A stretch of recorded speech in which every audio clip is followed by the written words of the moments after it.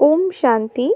আজ 27/11/2024 প্রাতঃমুরলি। ওম শান্তি। বাপ-দাদা মধুবন।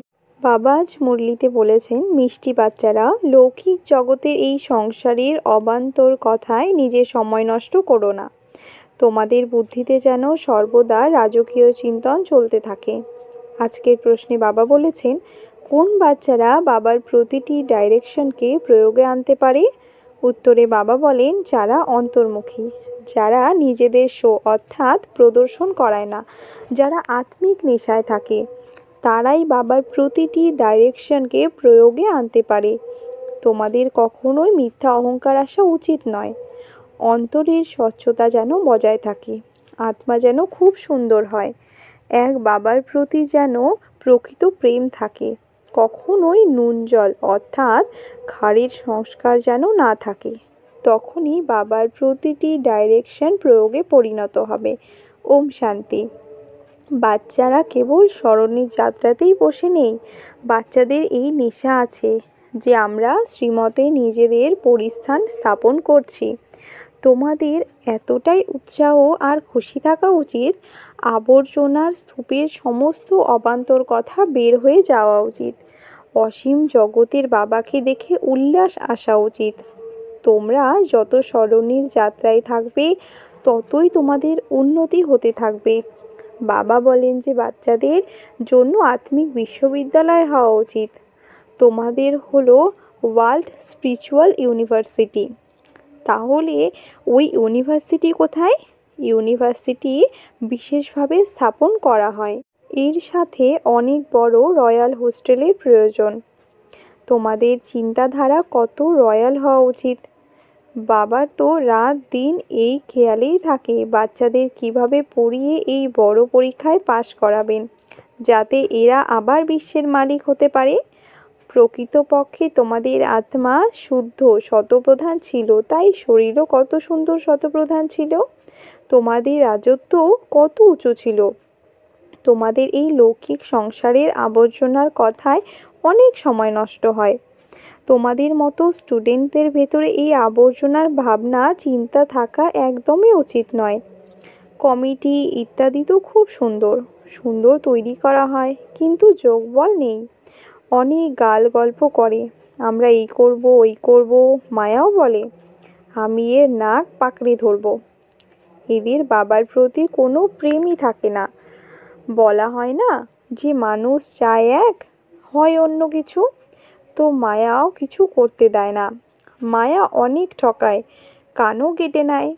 বাবা বাচ্চাদের কত উচ্চ তৈরি করেন, তিনি ডাইরেকশনও দেন, এই করো। বাবা অত্যন্ত রয়্যাল বাচ্চাদের পাঠিয়ে দেন। কেউ কেউ বলে, বাবা আমি ট্রেনিং নিয়ে যাব। বাবা বলেন, বাচ্চারা তোমরা প্রথমে নিজের দুর্বলতাগুলো দূর করো, নিজেদের দেখো যে আমাদের মধ্যে কতখানি অবগুণ রয়েছে। খুব ভালো ভালো মহারথীদেরও মায়া একদম নুন জল করে দেয়।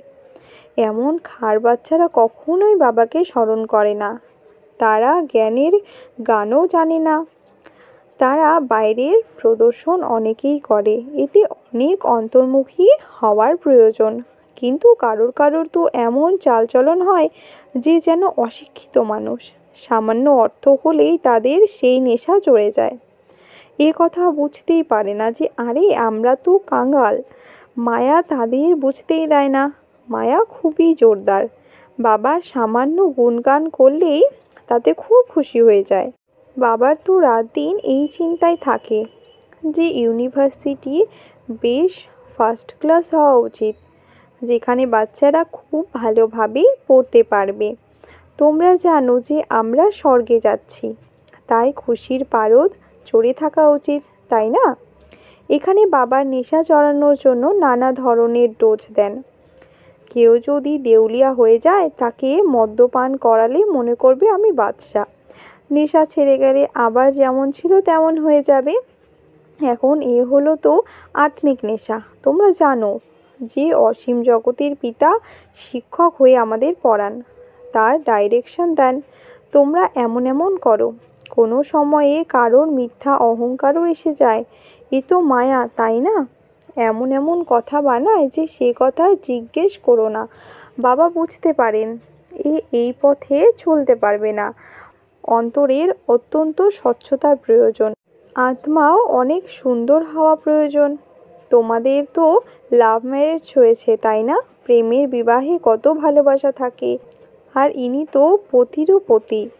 তাও কয়েকজনের এই লাভ ম্যারেজ হয়, একজনের থোড়াই হয়। সকলেই বলে আমার তো শিব বাবার সঙ্গে এঙ্গেজমেন্ট হয়ে গেছে, আমি তো স্বর্গে গিয়ে বসবো।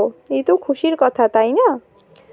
মনে তো এই কথা আসা উচিত যে আমাদের বাবা কত সুন্দরভাবে সাজান। শিব বাবা এনার দ্বারা তোমাদের শৃঙ্গার করান। তোমাদের বুদ্ধিতে যেন এই কথা আসে যে আমরা বাবাকে স্মরণ করতে করতে শতপ্রধান হয়ে যাব। এই জ্ঞানকে আর কেউই জানে না। এতে অনেক নেশা থাকে। এখনও এত তীব্র নেশা চড়েনি, তবে তা অবশ্যই হতে হবে। এমন গানও আছে যে অতীন্দ্রিয় সুখ গোপগোপীদের জিজ্ঞাসা করো। তোমাদের আত্মা এখন কত ছিছি, যেন অনেক ছিছি আবর্জনার মধ্যে বসে আছে। বাবা এসে এদের পরিবর্তন করান, নবজীবন প্রদান করেন। মানুষ যখন গ্ল্যান্ডস চেঞ্জ করান তখন কত খুশি হয়। তোমরা তো এখন বাবাকে পেয়েছো। তোমাদের তো তরি পার হয়েই গেছে। তোমরা মনে করো আমরা যখন অসীম জগতের বাবা হয়েছি তখন আমাদের কত শীঘ্র পরিবর্তন হওয়ার প্রয়োজন। রাত দিন যেন এই খুশি এই চিন্তন থাকে যে তোমরা দেখো মার্শাল হিসেবে কাকে পেয়েছো। রাত দিন এই খুশিতেই থাকতে হয়। যারা খুব ভালোভাবে বুঝতে পারে চিনতে পারে তারা তো যেন উঠতে থাকে। বাচ্চারা, তোমরা এখন সঙ্গম যুগে রয়েছো। বাকি এরা সবাই তো আবর্জনায় পড়ে আছে।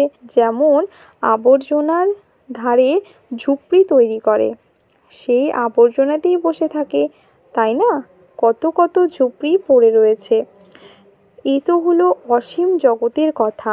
এখন এর থেকে বের হওয়ার জন্য শিব বাবা তোমাদের অনেক সহজ যুক্তি বলে দেন। মিষ্টি মিষ্টি বাচ্চারা, তোমরা তো জানো এই সময় তোমাদের আত্মা এবং শরীর দুই পতিত। এখন তোমরা তার থেকে বেরিয়ে এসেছো। যারা যারা বেরিয়ে এসেছে তাদের মধ্যে জ্ঞানের পরাকাষ্ঠা আছে, তাই না? তোমরা তো বাবাকে পেয়েছো। আর কি, এই নেশা যখন চড়বে তখনই তোমরা কাউকে বোঝাতে পারো বাবা এখন এসেছেন। বাবা আমাদের আত্মাকে পবিত্র করে দেন। আত্মা পবিত্র হলে তখন শরীরও 1 নম্বর পাওয়া যায়। তোমাদের আত্মা এখন কোথায় বসে আছে? এই শরীরে বসে আছে। এই দুনিয়া তো তমপ্রধান, তাই না? সকলের আবর্জনার ধারে এসে বসে আছে। তোমরা বিচার করো যে আমরা কোথা থেকে বের হয়ে এসেছি। বাবা তোমাদের দুর্গন্ধের নর্দমা থেকে বের করেছেন। এখন আমাদের আত্মা স্বচ্ছ হয়ে যাবে। যারা ওখানে থাকবে তারা 1 নম্বর মহল তৈরি করবে। বাবা আমাদের আত্মাকে শৃঙ্গার করে স্বর্গে নিয়ে যাচ্ছেন। বাচ্চাদের ভিতরে এমন এমন খেয়াল আসা উচিত বাবা কত নেশা চড়িয়ে দেন। তোমরা এত উচ্চ ছিলে, তারপর নামতে নামতে নিচে এসে পড়েছো। তোমরা যখন শিবালয়ে ছিলে তখন তোমাদের আত্মা কত শুদ্ধ ছিল। তাই নিজেদের মধ্যে মিলেমিশে খুব শীঘ্রই শিবালয়ে যাওয়ার উপায় করা উচিত। বাবা তো ওয়ান্ডারফুল লাগে যে বাচ্চাদের সেই বুদ্ধি নেই। বাবা আমাদের কোথা থেকে বের করেন? এই পাণ্ডব গভর্নমেন্ট বাবাই স্থাপন করেন। যে ভারত একদিন স্বর্গ ছিল তা আজ নরক হয়ে গেছে। এ হলো আত্মারই কথা। আত্মার ওপরেই দুঃখ আসে। আত্মা একদম তমপ্রধান দুনিয়ায় এসে বসেছে, তাই বাবাকে স্মরণ করে, বাবা আমাকে ওখানে নিয়ে যাও। এখানে বসেও তোমাদের এই খেয়ালই চলা উচিত। তাই বাবা বলেন বাচ্চাদের জন্য 1 নম্বর ইউনিভার্সিটি বানাও। কল্প কল্প এমন তৈরি হয়। তোমাদের চিন্তাধারা চমকপ্রদ হওয়া উচিত। এখনও তোমাদের সেই নেশা হয়নি। তেমন নেশা হলে কি জানি কি করে দেখাতে। বাচ্চারা ইউনিভার্সিটির অর্থ বুঝতে পারে না। সেই রয়্যাল নেশায় তারা থাকে না। তাদের ওপর মায়া চেপে বসে থাকে। বাবা বোঝান, বাচ্চারা তোমরা উল্টো নেশা বৃদ্ধি করো না, প্রত্যেকে নিজেদের যোগ্যতা দেখো। আমরা কিভাবে পড়াশোনা করি, কিভাবে সেবা বা সাহায্য করি, কেবল কথার ফুলুরি খেলে চলবে না, যা বলো তাই করতে হবে। কোনো গল্প নয় যে এমন করব তেমন করব, আজ বলবে এই করব, কাল মৃত্যু আসবে তো সব শেষ হয়ে যাবে। সত্য যুগে তো কেউ এমন কথা বলবে না। ওখানে কখনোই অকাল মৃত্যু হয় না, কাল ওখানে আসতে পারে না। সে হলো সুখধাম, সুখধামে কালের আসার অনুমতি নেই। রাবণ রাজ্য আর রামরাজ্যের অর্থও বুঝতে হবে। এখন তোমাদের লড়াই হলো রাবণের সঙ্গে। দেহ অভিমানও জাদু করে দেয়, যা সম্পূর্ণ পতিত বানিয়ে দেয়। দেহি অভিমানী হলে আত্মা শুদ্ধ হয়ে যায়। তোমরা তো বুঝতে পারো যে ওখানে আমাদের কেমন মহল তৈরি হবে। তোমরা তো এখন সঙ্গম যুগে এসে গেছো। নম্বরের ক্রমানুসারে তোমরা নিজেদের পরিবর্তন করছো, যোগ্যও তৈরি হচ্ছ। তোমাদের আত্মা পতিত হওয়ার কারণে তোমরা শরীরও পতিত পেয়েছো। আমি এখন এসেছি তোমাদের স্বর্গবাসী করার জন্য, তাই স্মরণের সঙ্গে সঙ্গে দৈবী গুণেরও প্রয়োজন। এ তো মাসির বাড়ি নয়। তোমরা বুঝতে পারো যে বাবা এসেছেন আমাদের নর থেকে নারায়ণ তৈরি করতে, কিন্তু মায়ার সঙ্গে গুপ্ত মোকাবিলা থাকে।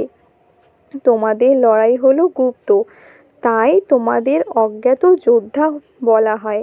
অজ্ঞাত যোদ্ধা আর কেউই হয় না, তোমাদের নামই হলো ওয়ারিস। বাইরের ওয়ারিয়রদের নাম তো রেজিস্টারে থাকেই। তোমাদের মতো আননোন ওয়ারিয়রদের নিদর্শন ওরা নিয়েছে। তোমরা যে কতখানি গুপ্ত কেউই তা জানে না। মায়াকে বশীভূত করে তোমরা এই বিশ্বকে জয় করছো।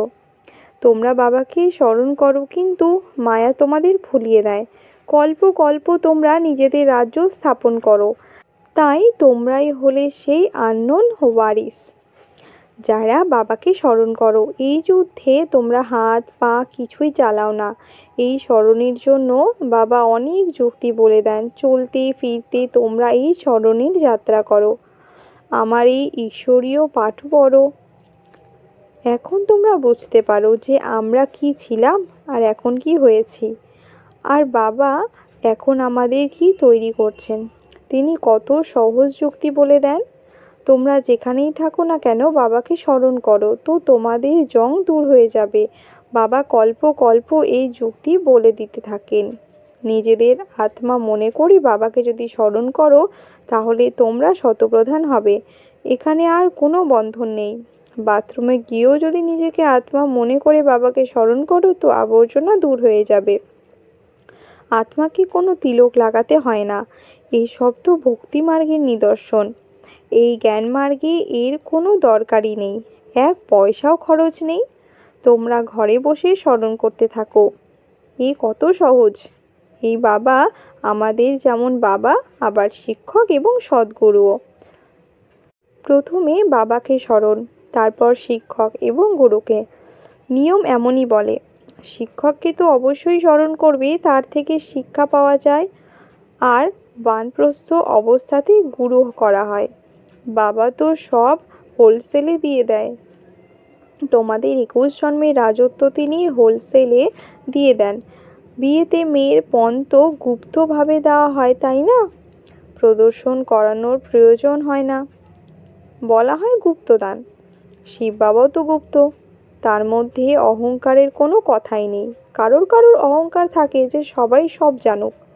এখানে হলো সবই গুপ্ত। বাবা তোমাদের যৌতুকে এই বিশ্বের বাদশাহী দেন। কত গুপ্তভাবে তোমাদের এই শৃঙ্গার হচ্ছে। তোমরা কত বড় যৌতুক পাও, বাবা কি করে যুক্তি দিয়ে তা দেন, কেউই তা জানতে পারে না। এখানে তোমরা ভিখারি, পরের জন্মে সোনার চামচ মুখে নিয়ে জন্মাবে। তোমরা তো স্বর্ণযুগে যাও, তাই না? ওখানে সব কিছুই সোনার থাকবে। বিত্তবানদের মহল সোনায় খচিত হবে। তফাৎ তো অবশ্যই থাকবে। তোমরা এও বুঝতে পারো, মায়া তোমাদের উল্টো বুঝিয়ে দেয়। এখন বাবা যখন এসেছেন তখন বাচ্চাদের মধ্যে এত উৎসাহ থাকা উচিত, তবু মায়া সব ভুলিয়ে দেয়। এই বাবার ডাইরেকশন নাকি ব্রহ্মার, ভাইয়ের নাকি বাবার? এতেই অনেক দ্বিধাগ্রস্ত হয়ে যায়। বাবা বলেন, ভালো বা খারাপ যাই হোক, তোমরা বাবার ডাইরেকশন মেনে করো। এই ডাইরেকশনেই তোমাদের চলতে হবে। এতে কোনো ভুল হয়ে গেলেও নির্ভুল করে দেবে। তার মধ্যে শক্তি তো আছে, তাই না? তোমরা দেখো যে ইনি কিভাবে চলছেন। এনার মাথার ওপরে কে বসে আছে? একদম পাশেই বসে আছেন। গুরুরা তো পাশে বসিয়েই শেখান, তাই না? তাও এনাকে পরিশ্রম করতে হয়। তমপ্রধান থেকে শতপ্রধান হতে পুরুষার্থ করতে হয়। বাবা বলেন, তোমরা আমাকে স্মরণ করে ভোজন প্রস্তুত করো। শিব বাবার স্মরণে প্রস্তুত ভোগ আর কেউই পেতে পারে না। এখনকার ভোগেরও অনেক মহিমা। ওই ব্রাহ্মণরা যদিও অনেক স্বস্তি করে, কিন্তু অর্থ কিছুই বোঝে না। যা মহিমা করে তা কিছুই বোঝে না। তবে এটা বোঝা যায় যে এরা ধর্মপ্রাণ, কেননা এরা পূজারী। আর ওখানে তো ধর্মপ্রাণের বিষয় থাকে না, কেননা ওখানে ভক্তিই থাকে না। কেউ জানে না যে ভক্তি কী জিনিস। মানুষ বলে জ্ঞান, ভক্তি, বৈরাগ্য। 1 নম্বর কথা, জ্ঞান হলো দিন আর ভক্তি হলো রাত। রাত থেকে তো আবার বৈরাগ, দিনে চলে যায়। কত পরিষ্কার কথা। এখন তোমরা যখন বুঝতে পেরেছো, তখন তোমাদের আর ধাক্কা খেতে হয় না। বাবা বলেন, তোমরা আমাকে স্মরণ করো। আমি তোমাদের এই বিশ্বের মালিক বানাই। আমি তোমাদের এই অসীম জগতের পিতা। এই সৃষ্টির চক্র জানাও কত সহজ। তোমরা বীজ আর বৃক্ষকে স্মরণ করো। এখন কলিযুগের অন্তিম সময়, এরপর সত্যযুগে আসতে হবে। এখন তোমরা এই সঙ্গম যুগে ফুলে পরিণত হও। আত্মা যখন শতপ্রধান হয়ে যাবে, তখন থাকার জন্য শতপ্রধান মহল পাবে। এই দুনিয়ায় নতুন হয়ে যায়, তাই বাচ্চাদের কতটা খুশিতে থাকা উচিত। আচ্ছা, মিষ্টি মিষ্টি হারানিথি বাচ্চাদের প্রতি মাতা পিতা বাপ দাদার স্মরণে স্নেহ সমান আর সুপ্রভাত। আত্মাদের পিতা তার আত্মারূপী বাচ্চাদের জানাচ্ছেন নমস্কার। ধারণার জন্য মুখ্য সার। 1 নম্বরে বাবা বলেছেন, সদা এই নেশা থাকে যে আমরা শ্রীমতে চলে নিজেদের পরিস্থান স্থাপন করছি। অবান্তর আবর্জনামূলক বিষয়কে ত্যাগ করে খুবই উল্লাসে থাকতে হবে। 2 নম্বর, নিজের চিন্তাধারা খুব রয়্যাল রাখতে হবে। খুব ভালো রয়্যাল ইউনিভার্সিটি এবং হোস্টেল খোলার ব্যবস্থা করতে হবে। বাবার গুপ্ত সাহায্যকারী হতে হবে, নিজেকে শো করবে না। আজকের বরদান, নিমিত্ত হয়ে যে কোনো সেবা করার সময় অসীম জগতের বৃদ্ধির দ্বারা ভাইব্রেশন ছড়িয়ে দিয়ে অসীম জগতের সেবাধারী ভব। এখন অসীম জগতের পরিবর্তনের সেবাতে তীব্র গতি নিয়ে এসো। এতই বিজি থাকছো যে টাইমই পাচ্ছ না। এরকম তো করছো না? কিন্তু নিমিত্ত হয়ে যে কোনো সেবা করার সময় অসীম জগতের সহযোগী হতে পারো। শুধু বৃত্তি অসীম জগতে থাকবে, তাহলে ভাইব্রেশন ছড়িয়ে পড়তে থাকবে। যতই অসীম জগতে বিজি থাকবে, ততই যে ডিউটি পেয়েছো সেটা আরোই সহজ হয়ে যাবে। প্রত্যেক সংকল্প, প্রত্যেক সেকেন্ডেও শ্রেষ্ঠ ভাইব্রেশন ছড়িয়ে দেওয়ার সেবা করাই হলো অসীম জগতের সেবাদারী হওয়া। আজকের স্লোগান, শিব বাবার সাথে কম্বাইন্ড থাকা শিব শক্তিদের সিঙ্গার হলো জ্ঞানের অস্ত্র শস্ত্র। আচ্ছা, ওম শান্তি।